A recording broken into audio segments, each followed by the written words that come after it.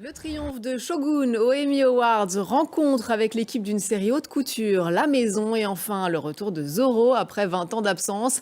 L'actu des séries est au programme de ce nouveau numéro de À l'affiche. Bonjour à tous et bien sûr notre chroniqueuse Nina Masson est avec nous. Bonjour Nina. Bonjour Louise. Alors on va commencer avec le palmarès des Emmy Awards, la cérémonie qui récompense le meilleur du petit écran. Ça se passait à Los Angeles et c'était cette année historique. Oui Louise, parce que pour la première fois, c'est une production non en anglophone qui a tout raflé, qui a triomphé avec la série américano-japonaise Shogun, qui est le premier comédien japonais à remporter une telle récompense. Écoutez.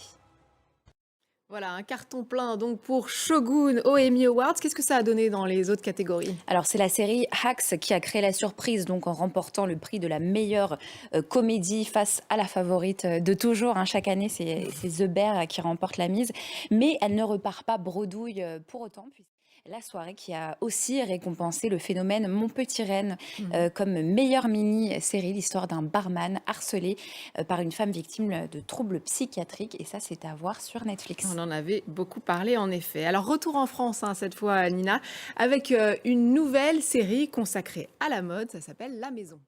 Nina, la mode passionne décidément le petit écran, mais en quoi cette série La Maison se démarque des autres? Alors, première chose, ce n'est pas un biopic, c'est une pure fiction, ce qui permet non seulement une grande liberté dans l'écriture, mais aussi une très grande modernité. Et ce qui montre la haute couture pour ce qu'elle est, c'est-à-dire un immense business. Oui, puis on l'a vu sur les images, on a l'air d'être plus dans Succession que Le Diable s'habille en Prada. Oui, absolument. Et la série devrait en fait réconcilier les fans de Succession, de Game of Thrones et du Diable s'habille en Prada, parce qu'on est quand même dans cet univers de la mode.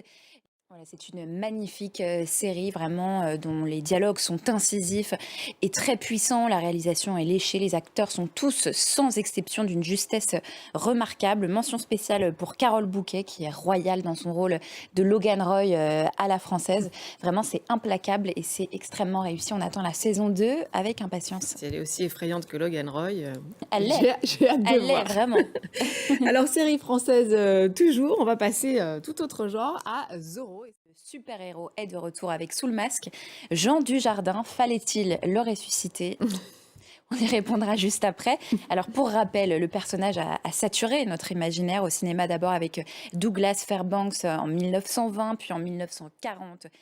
On retrouve donc en 2024 un Zorro avec 20 ans de plus. Exactement, 20 ans de plus, en pleine crise de la cinquantaine, si je ne me trompe pas, marié et même avec quelques soucis financiers. On va tout de suite regarder la bande-annonce et Nina nous donne son avis juste après. Alors on l'a vu, le parti pris de la série, c'était de parvenir à dépoussiérer le mythe sur un ton parodique et humoristique, un sacré défi que Jean Dujardin rêvait de relever d'ailleurs depuis bien longtemps. Comment a-t-il appréhendé ce rôle? On l'écoute. Voilà, et effectivement, la série réussit à déconstruire le mythe sans jamais l'abîmer, mais c'est justement peut-être ce qui lui fait défaut. Bon, on va terminer avec une autre série qui, elle, repose essentiellement sur son actrice principale, Un couple parfait. Merci beaucoup Nina pour ce tour d'horizon des séries du moment et merci à vous de nous avoir suivis. N'oubliez pas de nous retrouver sur france24.com ainsi que sur tous nos réseaux sociaux. On va se quitter donc sur des images de Un couple parfait avec notamment Nicole Kidman. Je vous laisse découvrir et vous dis à très vite.